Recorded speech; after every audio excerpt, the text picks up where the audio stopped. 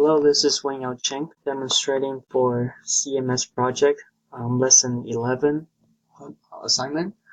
For this assignment, we use MongoDB and Node.js as our backend. And as you can see, all the document messages and contexts are retrieved from the database. And we can create a new contact.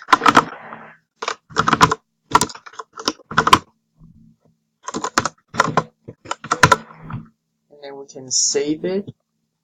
And then we don't see the contact right now, but if we refresh, we'll see the new contact is right here. And then we can also edit. We can change the name. We can also give more people into a group. And I didn't save that.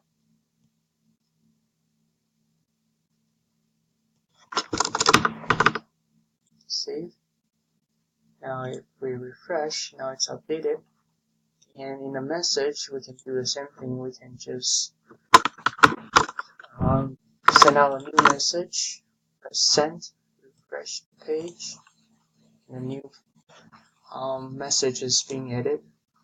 Same thing for the document. We can edit description. We need to refresh the page to see it. We can also add new document, new doc 333, and save it, refresh, and we see everything. We can also perform the delete to delete the ones that we don't want. So yeah, that's my assignment. Thank you for watching.